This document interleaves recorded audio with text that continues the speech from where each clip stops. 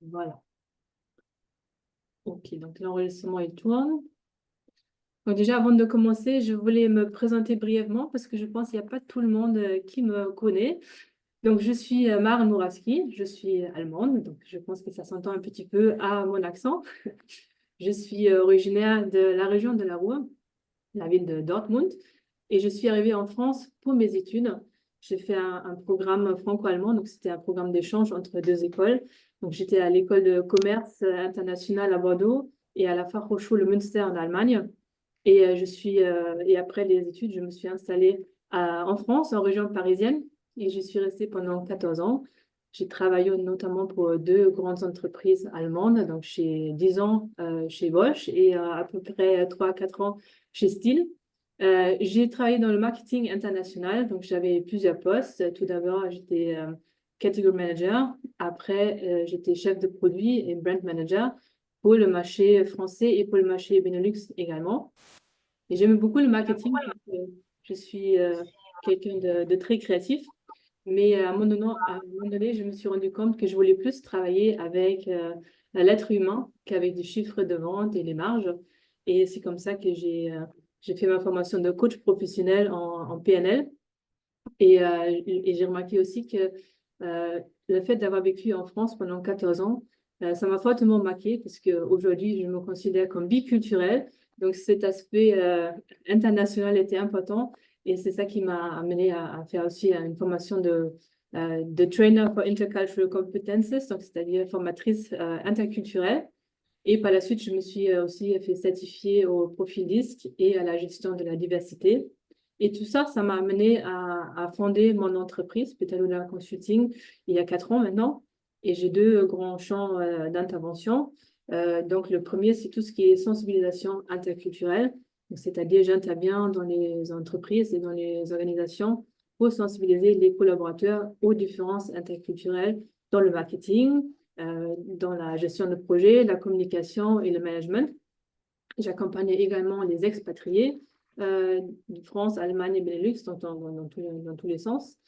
Et le deuxième champ d'intervention, c'est un programme d'onboarding que j'ai lancé l'an dernier pour les talents étrangers. Donc, j'accompagne les entreprises pendant tout le processus du recrutement, en passant par l'intégration jusqu'à la fidélisation des collaborateurs.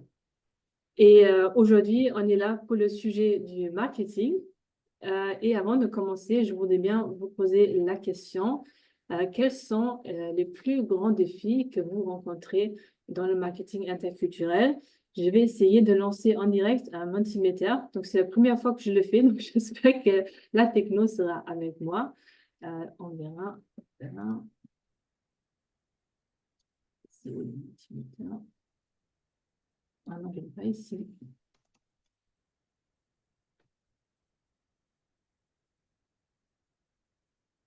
Hop. Moi, ça ne marche pas en direct, je suis désolée. Donc, est-ce que c'est possible pour vous de scanner le code du coup pour qu'on voit? Et je verrai. Là. C'est ça qu'on essaie des nouvelles choses en live. Parfois, ça marche, parfois, ça ne marche pas.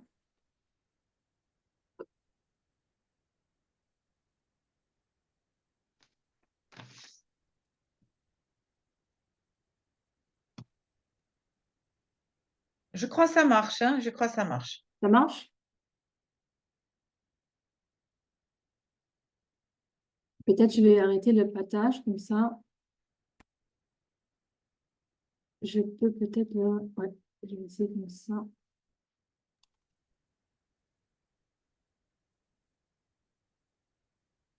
Voilà, là, normalement. Ah. Est-ce que vous voyez du coup le Mentimeter? Parfait. Oui, oui, c'est bon, c'est bon. Super, parfait. Donc parfois, ça marche quand même. Donc, qu'est-ce qu'on a comme réponse? Connaître les subtilités, tout à fait. Les références culturelles. L'humour aussi, bah, l'humour, c'est très important. Très pertinent. Connaître les codes, les différences, oui. La traduction, oui, la langue, c'est un très grand élément dans le marketing interculturel. Parfait. Donc, il y a certains aspects qu'on va aborder pendant ce webinaire. Et s'il y en a d'autres qu'on n'a pas mentionnés, on peut peut-être encore échanger à la fin. Donc, je vous laisse encore 2 minutes pour répondre. Comprendre les non-dits. Ah oui, ça c'est aussi quelque chose de très important. Comprendre les processus. Oui, déjà ça peut être différent, tout à fait.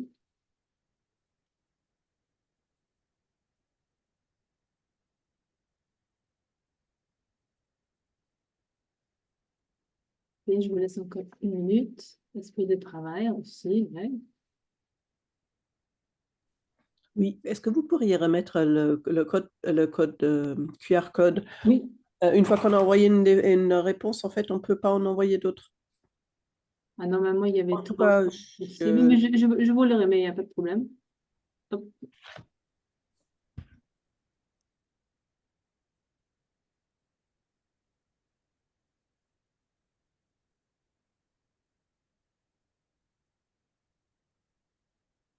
Voilà, et voilà.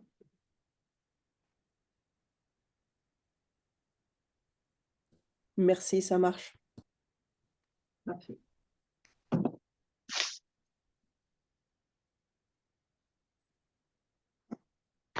Donc, je vous représente du coup les résultats.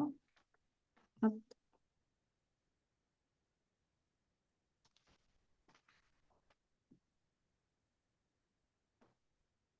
Donc, on a 12 réponses. C'est pas fait. Je vais faire un petit screenshot, comme ça on aura la suite.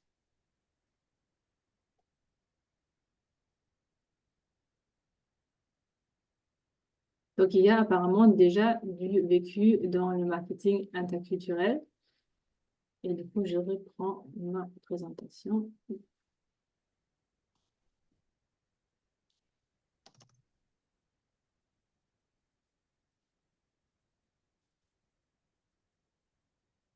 En fait, pendant tout ce temps que j'ai vécu en France, je ne me suis jamais vraiment posé la question s'il y avait des différences dans le marketing et dans la publicité.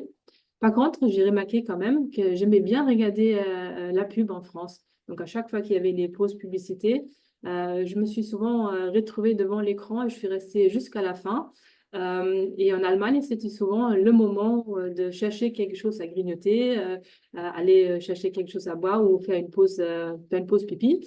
Mais en France, j'aimais bien regarder la pub et je ne me suis pas posé plus de questions que ça jusqu'au moment où je suis arrivée donc, chez Steel.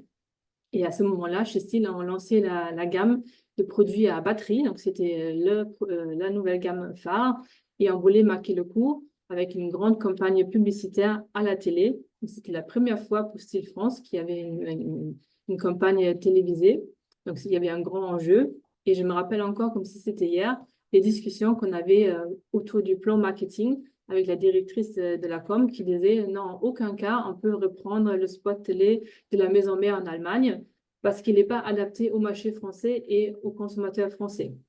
Et du coup, je me suis interrogée, ah ben pourquoi? Moi, il m'a pas trop choquée à l'époque. Et je me souviens qu'on a du coup tourné un nouveau spot télé spécialement pour la France, pour beaucoup, beaucoup d'argent, pour qu'il colle justement mieux euh, aux consommateurs et au marché français. Et donc, pour commencer ce webinaire, je voudrais bien vous montrer ce premier spot télé de l'Allemagne, tout premièrement. Donc, dites-moi si vous voyez bien et si vous entendez la vidéo.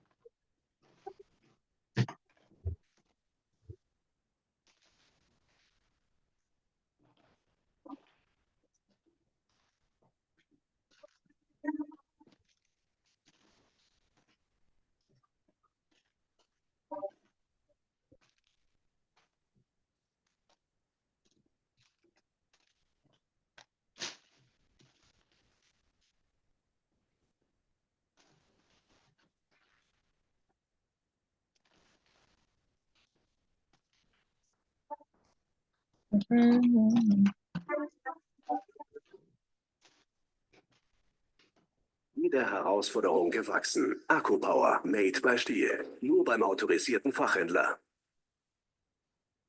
Donc, je vois qu'il n'y a pas il y avait pas le son. Donc, est-ce que je réessaye à nouveau avec le son. Je sais qu'il y a parfois des subtilités. Ouais. Je vous le remets avec le son.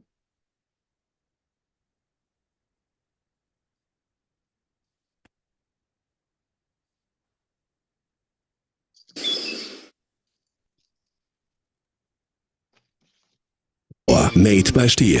Nur beim autorisierten Fachhändler.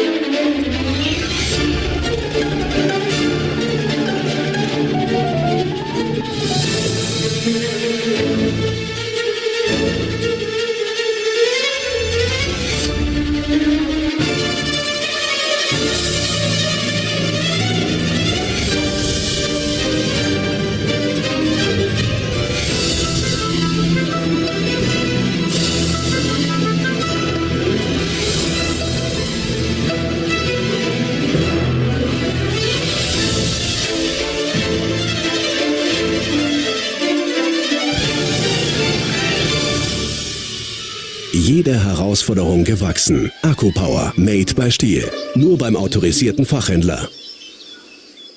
Voilà. Et bien évidemment, ma question pour vous maintenant, ça serait pourquoi, à votre avis, ce spot télé n'était pas adapté pour le marché français et pour le consommateur français? Donc, soit vous ouvrez votre micro, soit vous écrivez dans le chat, qu'est-ce que vous pensez?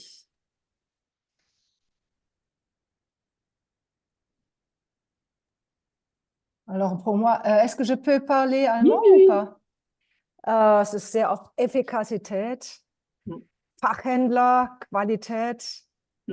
Es ist Frau und Mann, beide sozusagen in Arbeitskleidung. Also das ist das typisch Deutsche, sage ich jetzt mal. Und dann so die klaren Linien, die klaren Kanten. Genau. Das entspricht nicht dem französischen Lebensgefühl, denke ich. Ouais, c'est ça. On va bien, en fait, même si enfin, on est tout au début du webinaire, mais on voit bien quelques stéréotypes allemands, qu'il y a la qualité, enfin, on voit bien la coupe nette, que ça coupe très bien la haie, on voit bien la performance, la précision. Donc ça, c'est des valeurs typiquement allemandes qui sont très appréciées aussi dans la pub en Allemagne. Ouais. Le rôle de la femme aussi, on va bien sûr encore en parler tout à l'heure. Est-ce qu'il y a d'autres avis?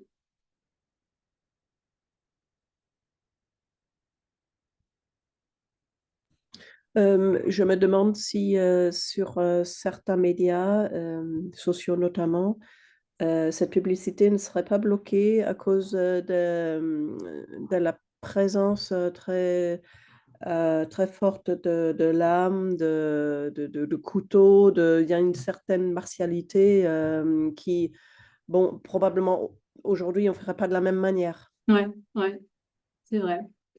Donc, du coup, je vais vous montrer maintenant le spot de l'Allemagne, de la France. Donc, voilà.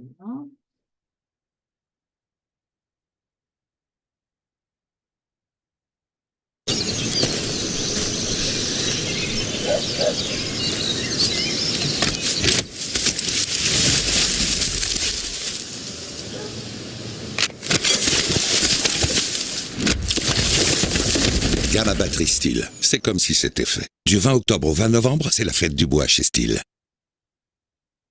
Du coup, est-ce que vous avez remarqué une différence?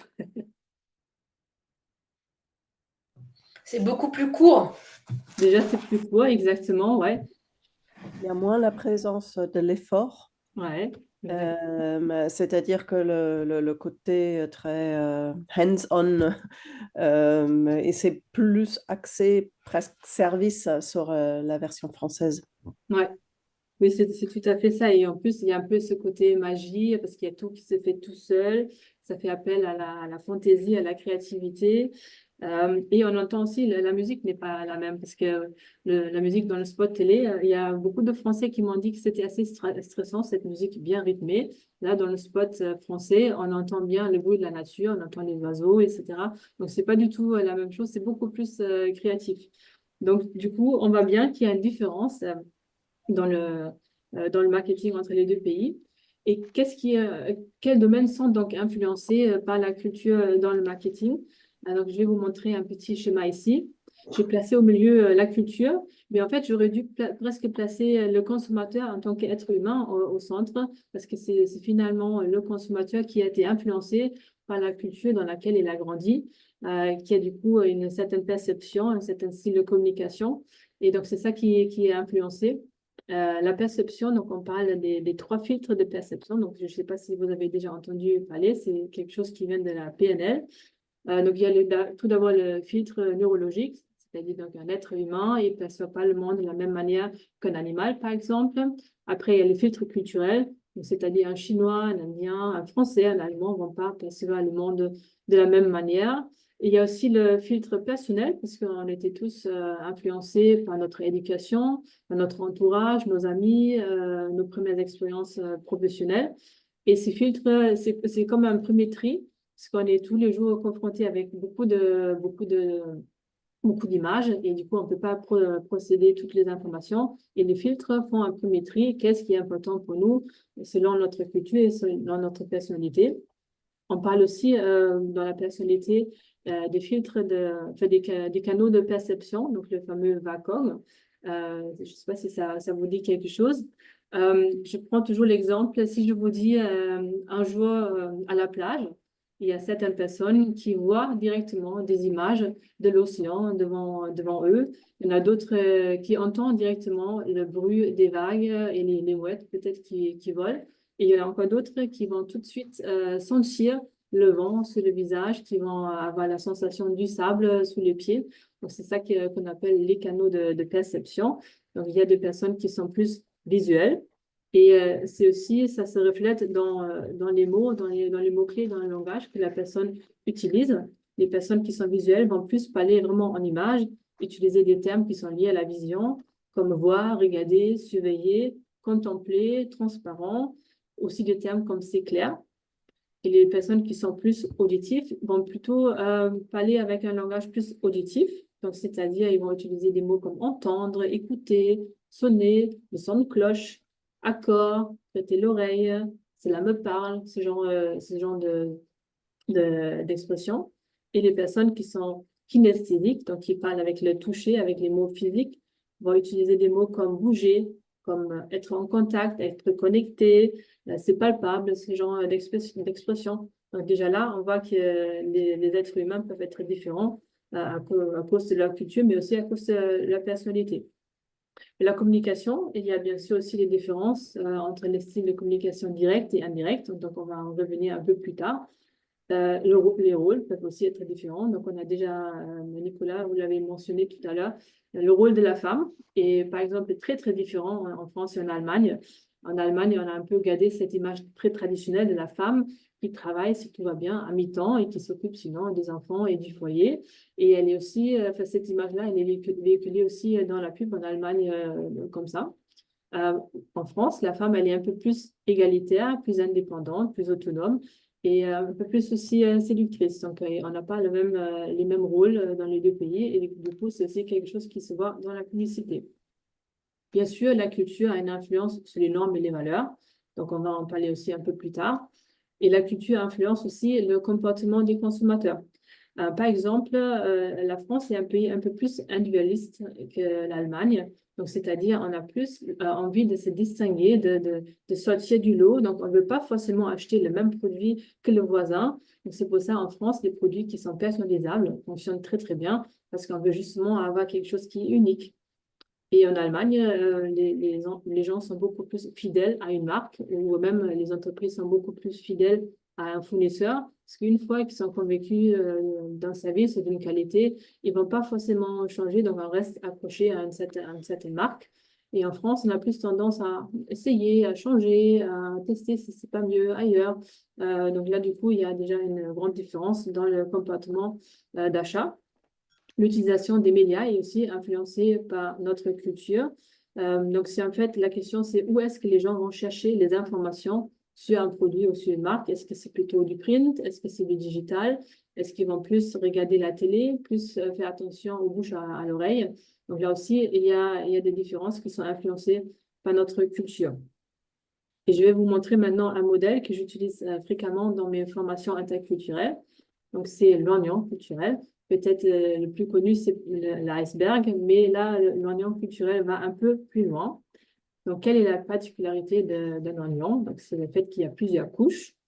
Et du coup, la première couche qu'on voit directement quand on est en contact avec une autre culture, c'est les symboles. Les symboles, ça peut être la nourriture, ça peut être des attractions touristiques, ça peut être des chansons, ça peut être un style vestimentaire, des gestes, tout ça, ça peut être des symboles. Donc en France, on mentionne bien sûr très souvent la Tour Eiffel ou la baguette ou le vin rouge.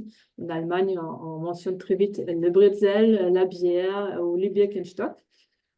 Après, la deuxième couche, qui est déjà un peu plus à l'intérieur, c'est les héros. Donc, les héros, c'est en fait des personnalités, des personnages qui sont très connus dans la culture et qui incarnent un peu aussi les valeurs de la société.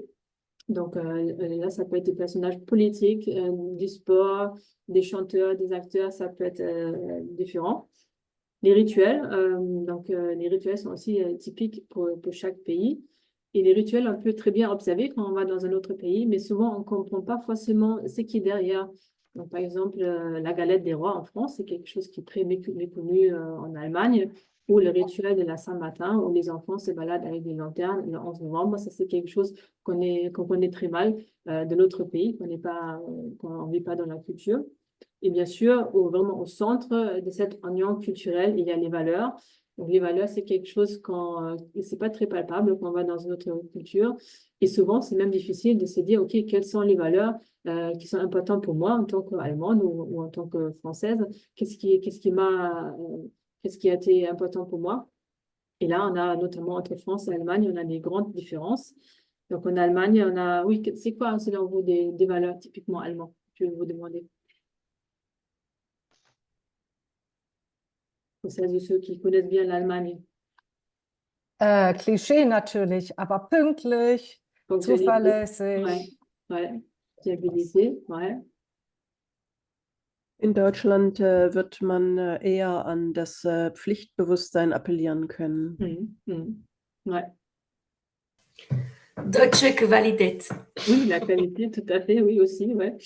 Tout à fait. Après, c'est l'ordre, c'est la structure, c'est tout ça. Et en France, on a d'autres valeurs comme la liberté, la flexibilité, la famille, l'amitié, le savoir-vivre, qui est très important en France, mais aussi l'éducation, l'esthétique, tout ça, c'est des valeurs typiquement françaises qu'on va plus retrouver. Et du coup, ce système d'oignon culturel, on peut aussi l'appliquer pour le marketing. Donc, on peut faire un oignon marketing interculturel. Donc là, si on reprend les symboles, on va retrouver par exemple le Made in Germany, Made in France, qui peut être un symbole important dans le marketing. Ça peut être certains symboles comme le coq pour la France ou l'aigle pour l'Allemagne. Et ça peut être aussi, bien sûr, les drapeaux ou les couleurs du drapeau qui sont aussi souvent utilisées dans certains logos, sur certains emballages, comme garant de qualité. Et justement, si on parle un peu des couleurs peuvent avoir une autre signification selon les cultures. Par exemple, dans les cultures, en France, en Allemagne, la couleur blanche est associée à l'innocence, à la pureté. Et par contre, c'est la couleur du deuil en Asie, par exemple. Ou aussi, si on parle de la signification des chiffres, chez nous, c'est le chiffre 13 qui porte malheur. En Asie, c'est le chiffre 4 qui n'est jamais utilisé. Donc déjà là, il y a des différences auxquelles il faut prêter attention. Et après, bien sûr, les héros peuvent aussi être très, très différents, notamment dans la publicité. On ne voit pas du tout les mêmes personnages en France et en Allemagne. Parfois, si c'est des compagnies de grosses sociétés internationales, bien sûr, on peut voir des stars qui sont connues mondialement. Mais souvent, en France, on voit notamment Jean Dujardin. Alors, il est très souvent dans la pub. On voit Marion Cotillard, on voit Omar Sy, Catherine Deneuve, par exemple. C'est ceux qui sont le plus connus. En Allemagne, on voit souvent Thomas Müller. On voit souvent aussi Günther Jauch, le présentateur de Qui va gagner les millions. Et on voit aussi souvent Heidi Klum. Donc, ce n'est pas forcément des gens, des personnalités qui sont connues dans le pays voisin. Et si on parle des rituels, donc les rituels, oui, je vais vous les écrire, pas de problème. Donc les rituels qui sont montrés dans la publicité sont aussi différents. Par exemple, en France, la publicité tourne très souvent autour de la nourriture, autour des repas, les fêtes de famille. Et aussi, là, bientôt, ça va être la rentrée. D'abord les vacances, mais après, c'est la rentrée. Et c'est quelque chose qui est médiatisé. Donc, il y a même des promotions spéciales rentrée, etc. Ça, c'est quelque chose qu'on ne connaît pas du tout en Allemagne. Et par contre, d'autres rituels en Allemagne, ça va être le carnaval, la fête de la bière, où on fait plus de pub, bon, peut-être pour, oui, pour la bière, pour les bretzels, mais aussi pour toute la décoration bavaroise qui va avec. Ou pour le carnaval, c'est les beignets, donc, ça va être différents rituels qui vont être mis en avant dans la publicité. Et bien évidemment, on ne parle pas non plus des mêmes valeurs. Et je vous ai déjà fait un petit teasing avant ce webinaire qu'on va regarder une marque particulièrement. Donc, j'espère que vous êtes tous fans de la marque Nutella. Parce qu'on va maintenant regarder, pour que ce soit plus clair, l'oignon culturel marketing du Nutella. Donc, par exemple, quand on regarde les symboles, ben là, comme symbole, on aura le pot, donc la forme du pot, le couvercle qui est quand même bien grand, tout ça, c'est plutôt la même chose dans tous les pays. Pareil pour l'écriture, la marque Nutella, c'est toujours les mêmes couleurs, c'est toujours écrit de la même manière. Mais dès qu'on s'intéresse aux héros, il y a déjà une différence. Donc, est-ce que vous savez qui a fait la pub pour Nutella en France? Non. C'était Nolwenn Leroy, donc celle qui a gagné la Star Academy. Et en Allemagne, qui c'est qui a fait la pub pour Nutella? Ah, c'était un footballeur, mais ça date un petit peu. C'était à l'époque Kevin Kurani. Je ne sais pas si ça vous parle. Donc, c'est deux personnages qui ne sont pas du tout connus dans le pays voisin. Après, même les rituels qui sont montrés dans la publicité Nutella ne sont pas les mêmes. Parce qu'en Allemagne, on mange le Nutella surtout pour le petit déjeuner. Donc, c'est le petit déjeuner qui est une vraie institution en Allemagne. Et du coup, la pub montre souvent le moment du petit déjeuner. En France, on mange plutôt le Nutella pour le goûter. Donc, le goûter, on ne connaît pas trop en Allemagne. Donc, du coup, c'est plutôt ce moment-là qui est montré en France.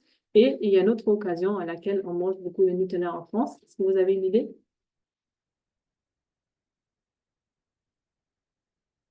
Le mois de février.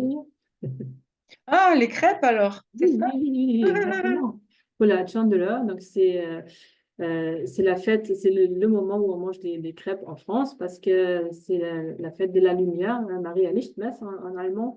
Et du coup, on représente le soleil par des crêpes qui sont rondes, qui sont jaunes, comme le soleil.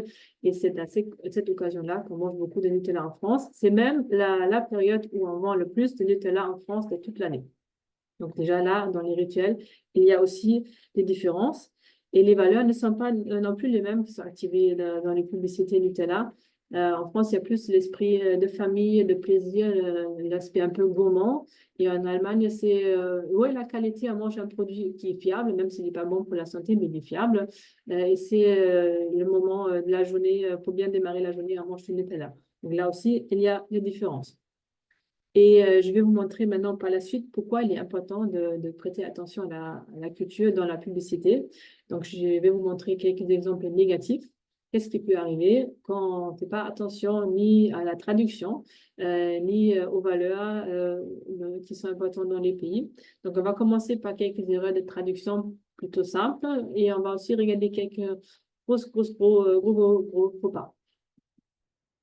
Alors, donc, le premier, c'est... Il y a des grandes marques en plus, donc je suis souvent surprise quand on peut faire ça. Donc, il y avait le slogan d'Electrolux aux États-Unis qui était traduit en Nothing sucks like Electrolux. Donc, le slogan original, c'était Rien n'aspire aussi bien qu'un Electrolux. Nichts saugt so stark wie Electrolux. Donc, c'était traduit de cette manière-là. Ensuite, il y a KFC, ça a été traduit en chinois « It's good to eat your fingers off ». Donc, le slogan original, c'était « It's finger licking good ». Donc, c'est aussi bon à s'en lécher les doigts. Donc, du coup, il y avait quelques erreurs de traduction. Ou un autre exemple, c'est Pepsi. « Pepsi brings your ancestors back from the grave ». Et en fait, le slogan d'origine était Come alive with the Pepsi generation, ou la génération Pepsi prend vie. Donc là, on voit, si on ne fait pas attention à la traduction, bah, le slogan, Même ça veut rien dire et même ces pieds, ça tourne, enfin, c'est complètement un autre sens. Mais il y a pire qu'il y a des erreurs de traduction. Je vous montre juste après, juste pour vous montrer aussi que la langue est très importante. Je vais vous montrer un exemple d'une pub pour un médicament contre le mal de tête. Donc, c'était juste des symboles. Donc, chez nous, ça marche très bien. J'ai mal à la tête, je prends un cachet, ça va mieux. Mais dans les pays arabes, où on lit dans l'autre sens, ben voilà, la pub, ça marche pas très bien parce que d'abord, je vais bien, après, je prends un cachet et après, je vois moins bien, je vais moins bien. Donc là, attention à ce genre de choses. Mais comme je vous ai dit, il y a pire. Il y a une campagne de Heineken qui a fait fureur il y a quelques années avec le slogan Sometimes lighter is better. Donc, qu'est-ce qui ne va pas ici? Ça fait référence au poids de la personne. Et c'est gros, ça fait appel peut-être à la grossophobie ou des trucs comme ça. Ouais, non, c'est pire que ça. Ça serait déjà grave si on dit ça des gros, mais c'est lighter, ça fait allusion à la couleur de la peau. Donc, du coup, lighter is better. C'était considéré comme raciste. Et du coup, bah, ils ont perdu beaucoup de consommateurs et d'images de marque à cause de ça. Ah oui, bien vu. Ouais. Après, il y avait aussi Pringles. Ils voulaient bien faire et faire quelque chose de spécifique pour la fête après le Ramadan. Donc, ils ont fait ce présentoir avec le logo Ramadan Mubarak. Mais, par contre, ils ont fait quoi? Ils ont utilisé des Pringles avec le goût smoky bacon. Donc, qui dit bacon dit porc. Ils ne mangent pas de cochon. Ben oui. Donc là, pareil, grosse erreur. C'est comme McDo qui a quand même fait aussi une pub pour le Big Mac en Inde. Et en Inde, on sait bien, on ne mange pas de bœuf. Donc même aux grandes entreprises, ça arrive. Et il y a pire. Je disais tout à l'heure, on prend parfois des héros, mais il y a aussi parfois pas des anti-héros, mais des héros négatifs. Donc ceci est une publicité pour Honda au Taïwan. Et le slogan était, je vais vous le lire, vous aussi, vous pouvez être un Hitler. Parce que ça faisait allusion que les voitures pourraient être polluantes. Et justement, ce qui sort du pot d'échappement, les gaz qui sortent du pot d'échappement pourraient être aussi nocifs et mortels qu'une chambre à gaz. Et du coup, Honda est bon pour l'environnement et c'est pour ça qu'il faut acheter Honda. Voilà, c'était ça l'histoire derrière. Oui, voilà. Mais il y a un autre. Donc, c'est pour ça c'est important de faire à chaque fois attention au contexte culturel. Ça c'est une pub ça c'est au Pakistan, une marque de glace qui s'appelle, pareil, Eclair. L'histoire derrière est toute innocente parce que tout simplement le patron qui a lancé cette marque, il avait la même moustache qu'Hitler et du coup, il trouvait ça rigolo d'appeler la marque pareil. Et c'est ça qui arrive très souvent, on transfère ses propres connaissances dans un autre contexte culturel parce qu'on pense que c'est strictement pareil, mais parfois on ne connaît pas l'histoire derrière, on a une autre perception. Et c'est pour ça qu'il faut faire très attention à ce genre de choses. Donc nous, ça nous choque très profondément de voir des pubs avec Hitler. Mais dans d'autres pays, ils n'ont pas du tout cette même, bien sûr, ils sont peut-être informés, mais ce n'est pas tout à fait cette même connotation, et même ça date maintenant un peu, donc les gens oublient aussi. Hein. Donc voilà. Et afin d'éviter ce genre de faux pas, il est bien évidemment judicieux de s'intéresser aux différences culturelles avant. Donc les différences interculturelles, il y en a plein. La personne enfin le précurseur des théories interculturelles, c'était un néerlandais qui s'appelle Geert Hofstede. Il avait fait une grande recherche chez IBM dans les années 80. Et ces recherches ont été reprises par Erin Meyer, une franco-américaine, qui a développé 8 échelles sur lesquelles elle montre les différences interculturelles. Donc, les 8 échelles, je vous les présente brièvement. Donc, la première chose, c'est la communication. On en a parlé déjà tout à l'heure. Il y a Lucia qui a une question. Oui, vas-y. Oui, bonjour. J'avais une question pour Logan avant parce que mon niveau de français c'est C1, donc je comprends pas encore tout. Le slogan c'était rien n'aspire mieux qu'un Electrolux et j'ai pas vraiment compris pourquoi c'est pas bien traduit parce que pour moi je connais juste le mot aspirateur et Oui. C'était la traduction en anglais qui n'était pas bon. Le mot sax, ça veut dire que c'est pas bon en fait. Ça veut dire tout le contraire. Ah, ok. Merci. Pas de souci. Donc, les 8 échelles, donc je ne sais pas si vous les connaissez déjà. Je vais vous les présenter rapidement. Donc, la première échelle qui montre les différences interculturelles, c'est la communication. Donc, ici, on distingue entre les cultures low context et high context, donc c'est-à-dire des cultures qui sont plutôt jeunes, comme l'Allemagne, comme les États-Unis, qui n'ont pas beaucoup d'histoires partagées et qui, pour cela, s'expriment de manière très directe et très transparente, très explicite, pour que tout le monde comprenne ce qui est dit. C'est-à-dire, on part du plus petit dénominateur commun pour que l'autre nous comprenne. C'est ça le principe. Et le high context, c'est tout le contraire. C'est des cultures qui partagent une longue histoire commune, donc comme par exemple la France, le Japon aussi. Et c'est un peu comme un vieux couple. Souvent, les gens se comprennent avec des allusions, avec des gestes, des mimiques. C'est comme un vieux couple où il y en a un qui finit la phrase de l'autre. Donc, c'est un peu le même principe. Il y a beaucoup de sous-entendus, beaucoup d'allusions. C'est ça, cette différence. Et c'est pour ça, dans les cultures high context, on s'exprime de manière beaucoup plus indirecte et implicite. Après, on a l'échelle du feedback négatif. Donc, il y a des cultures qui donnent le feedback négatif de manière très directe, sans précaution, et d'autres de manière très indirecte pour garder la relation et l'harmonie. Après, à l'échelle de l'argumentation, donc on peut baser son argumentaire sur les principes ou sur l'application. Ensuite, il y a le style de management. Là, on distingue le style égalitaire et le style hiérarchique. Donc, en Allemagne, c'est un peu plus égalitaire. En France, c'est un peu plus hiérarchique. Aussi, la manière dont on prend les décisions. Soit on les prend de manière consensuelle, comme c'est le cas dans les Pays-Bas, ou top-down, c'est le chef qui décide. Après, il y a aussi comment est-ce qu'on accorde la confiance à quelqu'un? Est-ce que c'est plutôt orientation fait ou orientation personne? Orientation fait, ça veut dire que la personne accorde la confiance si une tâche est bien exécutée. Et orientation personne, c'est vraiment la connaissance de l'autre, un peu de l'amitié et d'intérêt. La gestion de conflits, et ça aussi, c'est une différence. Est-ce qu'il y a des sociétés, des cultures qui aiment la confrontation ou la confrontation ouverte n'a pas d'impact négatif sur la relation et d'autres où il faut à tout prix garder l'harmonie et garder la face. C'est important. Et après, il y a l'échelle de la perception de temps. Il y a des cultures qui sont temps linéaire, donc ils font une chose après l'autre, qui sont attachées à la planification, à la ponctualité, et d'autres cultures qui sont plus flexibles, polychroniques, on appelle ça aussi, donc qui font plusieurs choses à la fois et qui sont un peu plus, ne sont pas aussi attachées à la ponctualité et à la planification, on va dire ça. Et là, dans la publicité, les différences qu'on voit le plus souvent, bien sûr, c'est la communication. C'est aussi la perception du temps. Donc, je vous expliquerai pourquoi un peu plus tard.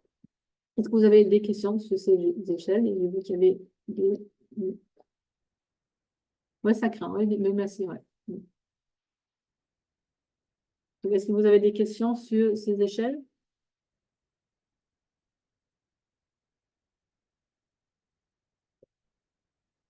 OK. Et ce n'est pas spécialement France-Allemagne. Non, ça, c'est les échelles en Voilà, général. voilà. On peut analyser différentes cultures avec ça. D'accord, ok. Ces échelles, il y a toutes les cultures, enfin, les plus grandes cultures qui Oui, sont d'accord.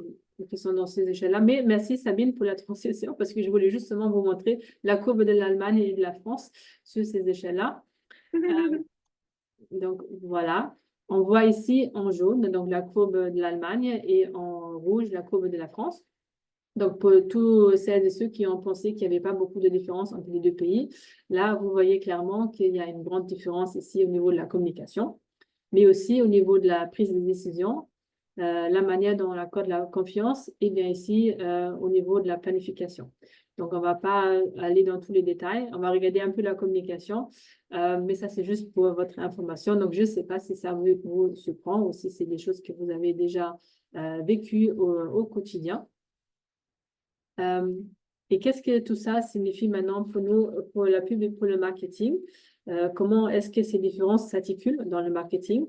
Donc, je vous propose quand on déroule les fameux 4P du marketing. Donc, je ne sais pas si vous les connaissez. Produit, enfin, ça vient de l'anglais, donc Product, Place, Price, Promotion. Donc, on va regarder ces 4P-là pour l'Allemagne et la France. Et on va rester fidèle à notre exemple du Nutella. D'accord?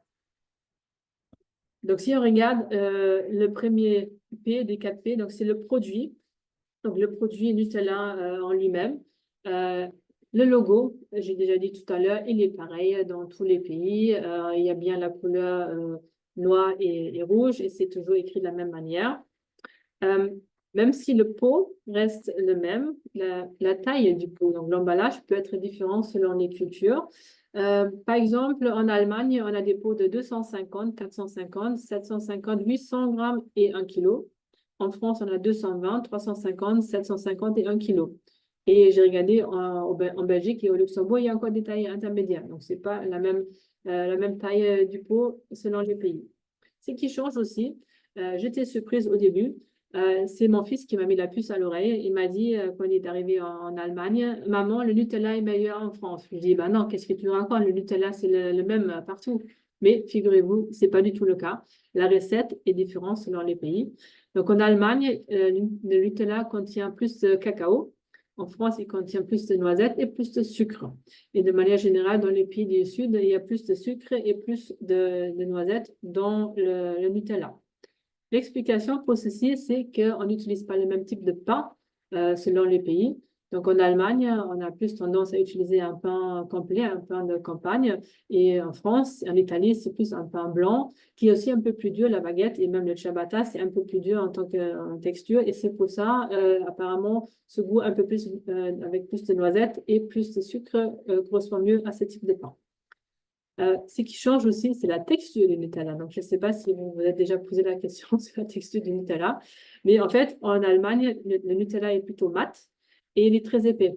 Donc, c'est-à-dire, si vous mettez un couteau dans le pot du Nutella en Allemagne, ben, le couteau, il va rester comme ça, il ne va pas tomber. En France, la texture est plus brillante et le Nutella est plus liquide. Donc, ça aussi, ça s'explique avec le pain qui est utilisé. Donc, je ne sais pas si vous connaissez ces différences. Donc, si demain, il y a beaucoup plus de ventes de Nutella en France et en Allemagne parce que tout le monde veut comparer, on sait pourquoi. Moi, je le préfère en France, d'ailleurs. Ensuite, si on s'intéresse maintenant au prix, donc là, vous allez voir la courbe avec les différents niveaux de prix du Nutella en France, en Allemagne, au Luxembourg et en Belgique.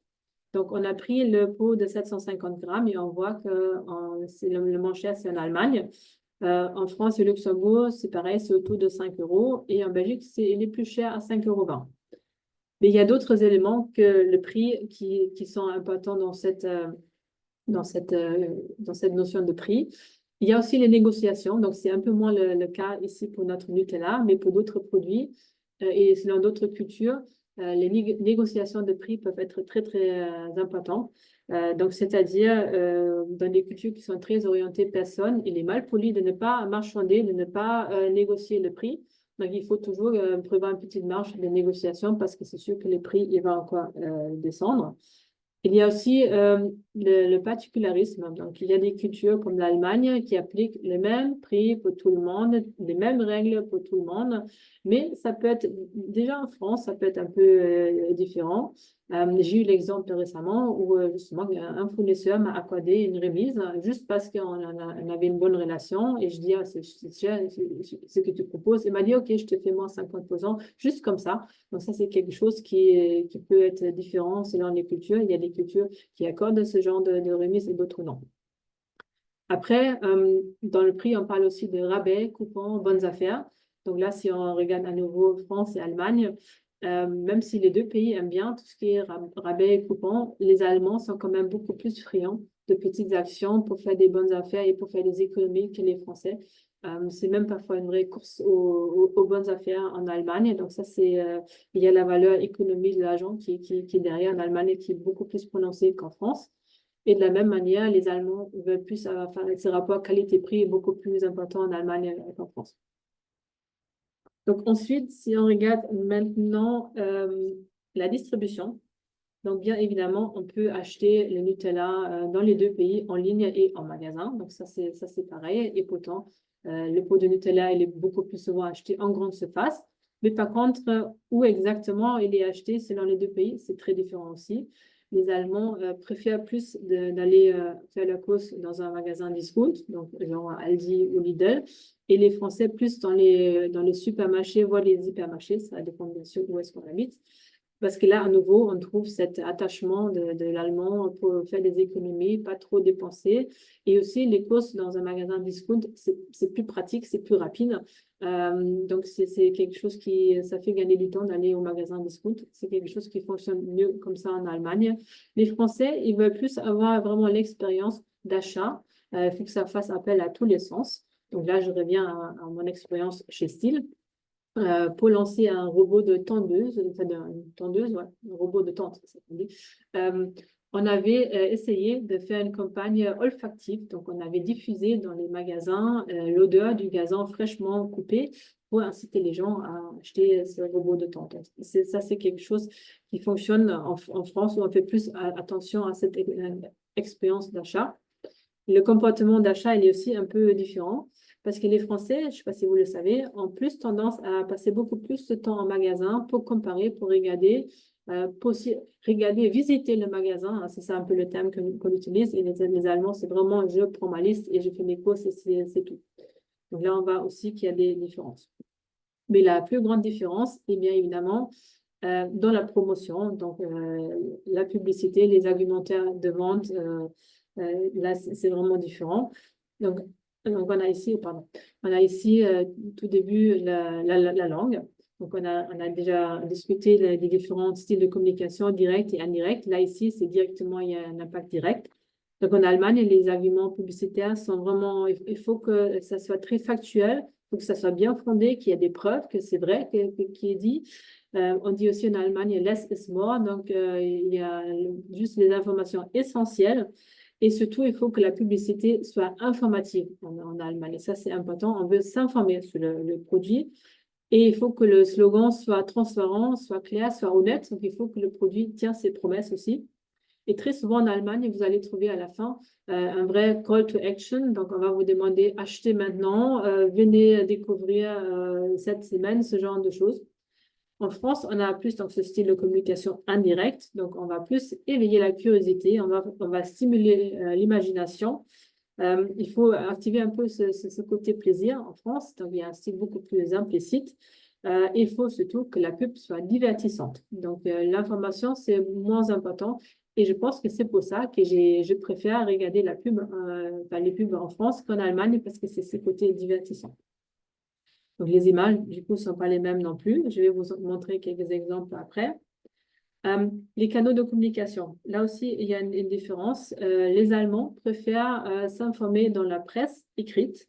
Donc, ça correspond plus à leur manière monochronique de regarder le temps. Donc, on fait une chose à la fois. Donc, on se concentre sur le magazine ou sur le journal qu'on lit. Donc, ça correspond à la manière allemande. Et en plus, les Allemands aiment bien avoir des preuves, des faits.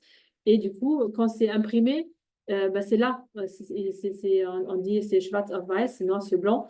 Donc, l'argument... Problème de son. Je crois qu'on a un problème de son et l'image... Ah non, c'est plus figé. Ça y est, c'est bon, Marine. Pardon. Ah, d'accord, parfait. J'avais des problèmes d'Internet et j'avais des coupures parce qu'il faut des travaux chez moi. Donc, j'espère que ça ne sera pas maintenant. Donc ensuite, on a oui, en France, du coup, on utilise plus, les Français regardent plus la publicité à la télé parce que les Français sont considérés comme une culture plus polychronique, donc on fait plusieurs choses à la fois. Et souvent, la télé tourne à côté, donc on fait la télé à côté en même temps qu'on fait autre chose. Et d'ailleurs, les Français sont les plus grands consommateurs de télé en Europe, donc je ne le savais pas. Et c'est pour ça qu'on s'informe plus par la publicité à la télévision en France qu'en Allemagne. Et ce qui est important aussi, la France est un pays orienté personne, orienté réseau. Donc, le bouche à l'oreille est très important. Donc, si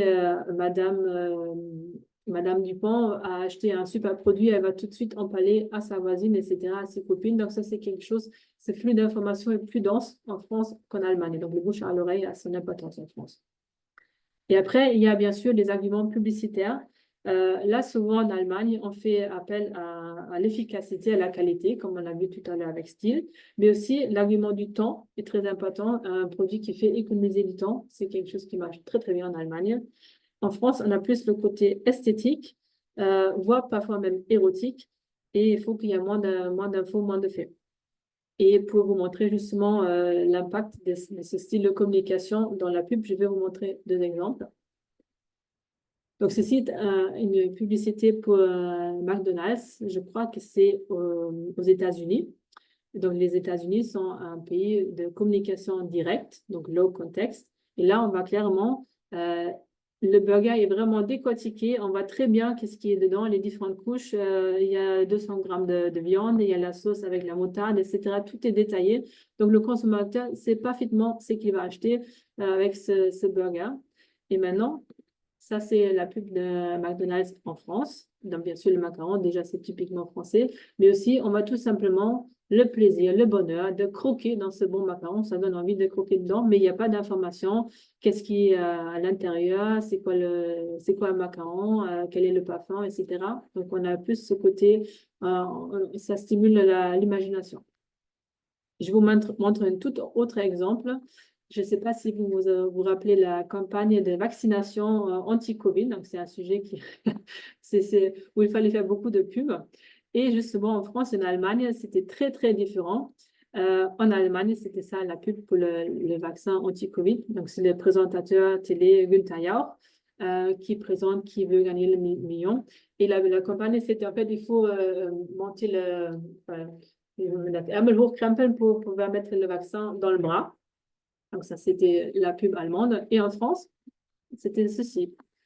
Le vaccin peut avoir des effets désirables. Donc là, on a à nouveau le côté un peu érotique dans la pub qui peut être intéressant. Donc ça, c'était juste pour vous montrer ça. Et bien sûr, maintenant, pour clôturer ce webinaire, je ne veux pas vous priver de vous montrer la publicité de Nutella en France et en Allemagne, parce que vous allez voir, il y a des différences aussi. Donc, j'espère qu'on aura à nouveau le son.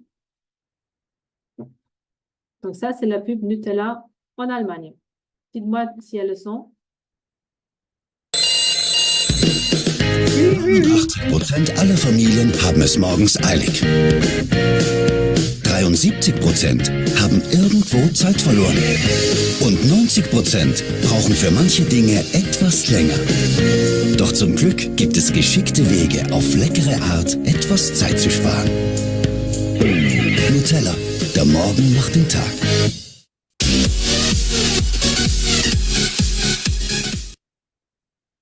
Donc voilà, là on voit clairement, il y a l'argument numéro 1, c'est quoi? C'est gagner du temps. Le matin, on est pressé. D'ailleurs, c'est très typique allemand d'avoir tous ces montres, les horloges, tout ce qui sonne en même temps. Allez, il faut se dépêcher, il faut prendre le petit-déj, il faut vite partir. Donc ça, c'est typique pour l'Allemagne, ce stress par rapport au temps. Et du coup, le Nutella fait économiser du temps le matin. Et je ne sais pas si vous avez fait attention, mais on utilise souvent le mot temps, Zeit gewinnen, Zeit sparen, Zeit verlieren dans cette publicité. Et ça fonctionne très bien pour l'Allemagne. Et on voit que c'est le petit déjeuner. Hein. Et maintenant, donc, je vais vous montrer la pub pour France. Je ne vais pas continuer. Comme ça.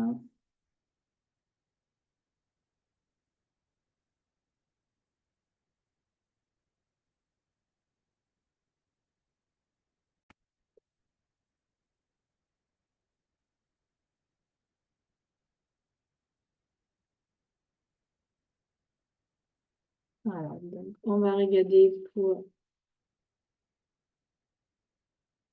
le passer aussi.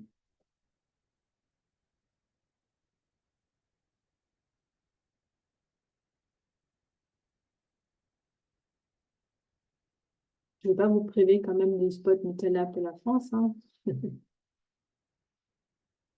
vais essayer.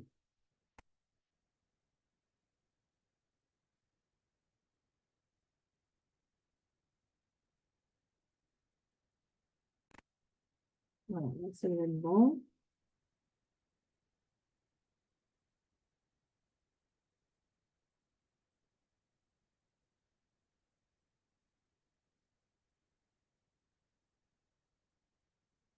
Pourquoi il ne veut pas se lancer?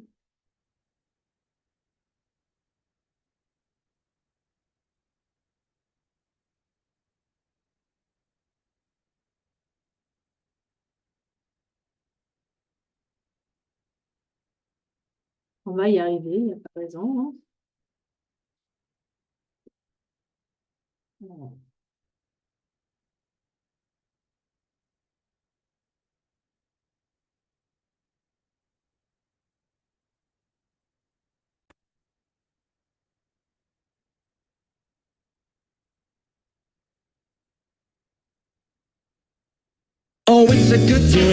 Les recettes sont toujours meilleures. Je vais juste vous mettre en grand écran. Bon, il ne veut pas en grand écran. Bon, on laisse comme ça, normalement. Vous le voyez bien comme ça va? Oui, oui, ça va, ça va. 89% aller Familien haben es morgens eilig. 73 Pourquoi il ne veut pas me montrer le spot de la France? C'est incroyable ça quand même.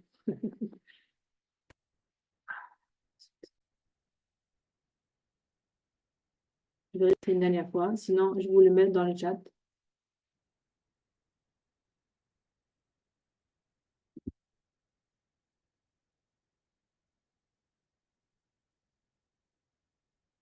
Ou on va directement aller sur YouTube, sinon ça peut aussi aller.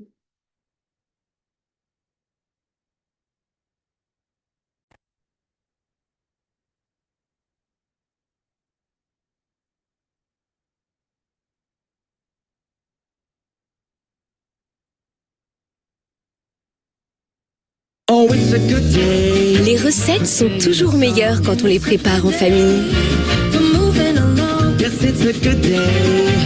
Amusez-vous en fouettant la préparation. Mélangez avec beaucoup d'amour et une pincée de sourire. Laissez lever et enfin décorez avec une délicieuse touche de gourmandise. Parce que Nutella ajoute toujours quelque chose d'unique. Nutella, c'est si bon d'être ensemble. Est-ce que vous avez vu du coup la différence entre les deux? Donc là, en France, on parle clairement c'est le moment du goûter. On parle d'un événement de famille, d'amour, gourmandise, mais aussi le mot ensemble qui était très présent. Donc du coup, c'est pas du tout le même style. Oui, le partage, tout à fait, ouais. Donc ce n'est pas la même chose. Est-ce que vous avez jusqu'à maintenant des questions?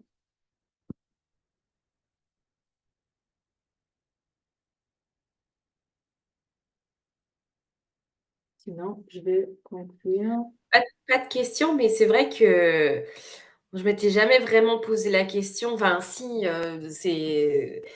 on en entend parler, et puis là, c'est vraiment clair. On voit les différences à travers des exemples concrets. C'est super. Et on voit vraiment les grosses différences, c'est le jour et la nuit. Oui, Et je, oui. et je me rends compte aujourd'hui que si même en marketing, on doit faire deux pubs différentes, vous imaginez au niveau des conditions de travail et de la culture d'entreprise, c'est aussi différent. Et c'est vrai que moi, d'avoir été immergée en Allemagne, je m'en suis pas vraiment rendu compte parce que c'est venu graduellement, mais c'est vrai que c'est vachement intéressant de voir la différence et d'appliquer ça à d'autres domaines comme effectivement la culture d'entreprise, etc., etc. Oui, oui, tout à fait. Et en plus, enfin, il y a plein d'entreprises, surtout internationales, qui prennent le même spot télé, la même affiche sans se poser la question si c'est adapté ou pas à la culture. Et donc là, on parle que des différences entre France et Allemagne, mais imaginez-vous entre la Chine ou les États-Unis, c'est encore beaucoup plus différent. Donc là, si on prend la même chose, bah, ça peut être très vite un échec, voire vraiment un gros faux pas qui atteint l'image de la marque, hein. Mm. Et du coup, pour résumer, les avantages donc, du marketing interculturel, c'est bien évidemment d'aider à la pénétration d'un nouveau marché, de fidéliser la clientèle. C'est aussi un avantage concurrentiel, parce que si vous vous adaptez et votre concurrent non, bah, c'est vous qui allez avoir plus de succès. Bien sûr, l'amélioration de l'image de la marque, la minimisation des erreurs. Ça va aussi augmenter la vente, les ventes, la croissance et bien sûr l'expansion du marché. Donc, si vous voulez aller plus loin, je propose donc une formation en marketing interculturel de toute une journée où on va vraiment approfondir tout ce qu'on a vu aujourd'hui, mais surtout, on va faire des études de cas concrets, des exemples, et on va élaborer tout un plan marketing comme exemple, et on va aussi parler à la fin comment est-ce qu'on va construire des relations business dans notre culture et convaincre dans un contexte interculturel, parce que ça aussi, ça fait partie du marketing, le discours, comment est-ce qu'on peut convaincre. Et si vous voulez, donc, pas tout de suite une formation, mais déjà un peu tester comment votre entreprise est située en termes de marketing interculturel, je vous propose donc un culture fit check. C'est un entretien de à peu près 45 minutes avec moi, où on va poser quelques questions, comment ça se passe, quelles sont vos forces, quelles sont vos faiblesses, qu'est-ce qu'on peut peut-être améliorer. Donc, si vous voulez, vous pouvez scanner ce code-là. Donc, je vous propose ce culture fit check à un prix avantageux jusqu'à ce vendredi. Donc, vous allez pouvoir scanner et c'est directement sur mon site web. Et sinon, c'est maintenant le moment pour vos questions, pour vos commentaires, etc. Donc, je vais arrêter le partage d'écran et je vous écoute. Et je vais arrêter l'enregistrement aussi.